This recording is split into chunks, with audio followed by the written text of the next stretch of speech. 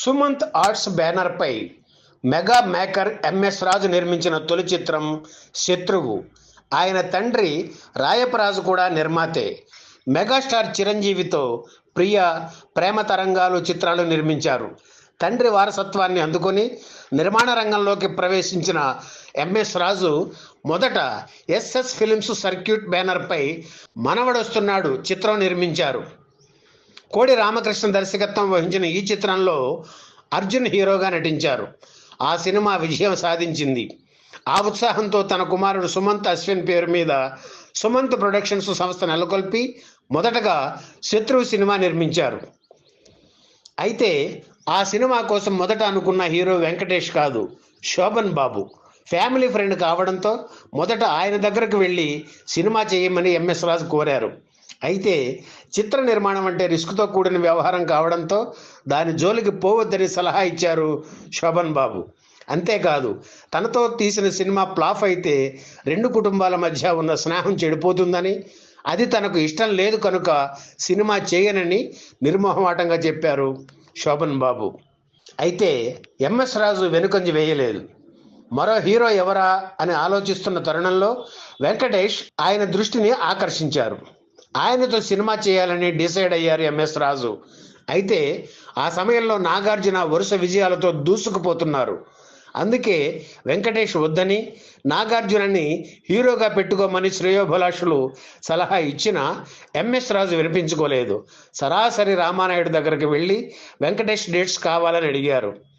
తనే కాదు, అందరూ బాగుండాలనుకునే మనస్తత్వం రామానాయుడిది. అందుకే వెంకటేష్ ఇప్పుడు ప్లాఫుల్లో ఉన్నాడు. హిట్ వచ్చిన తర్వాత నా దగ్గరకు రా, డేట్స్ ఇస్తా అన్నారు. అయినా సరే ఇప్పుడే కావాలని పట్టుబట్టడంతో ఎంఎస్ రాజు గట్స్కు మెచ్చుకొని డేట్స్ ఇచ్చారు రామానాయుడు. కోడి రామకృష్ణను దర్శకుడిగా ఎన్నుకున్నారు. వెంకటేష్, కోడి రామకృష్ణ కాంబినేషన్లో వచ్చిన రెండవ చిత్రం శత్రువు. తొలి సినిమా శ్రీనివాస కళ్యాణం కూడా విజయం సాధించింది. వెంకటేష్, విజయశాంతి కలిసి నటించిన తొలి సినిమా శత్రువు. 1989 అక్టోబర్ 27న చెన్నైలోని విజయ గార్డెన్స్లో శత్రువు చిత్రం షూటింగ్ ప్రారంభమైంది.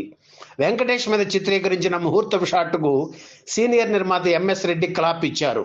బొబ్బిలి రాజా, శత్రువు సినిమాల షూటింగ్స్ దాదాపుగా ఒకే సమయంలో జరిగాయి.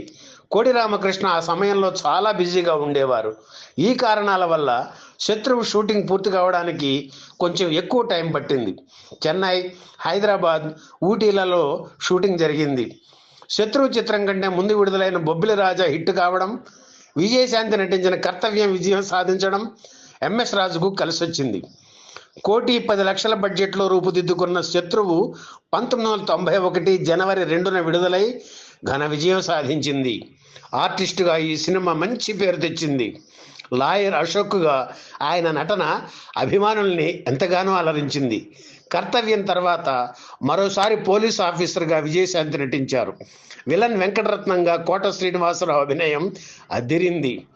ఈ ఫోన్ ఎవరు కనిపెట్టారా బాబో వంటి డైలాగులతో కోట అందరినీ ఆకట్టుకున్నారు. చెన్నైలో జరిగిన శత్రువు శతదినోత్సవానికి నందమూరి బాలకృష్ణ ముఖ్య అతిథిగా హాజరయ్యారు.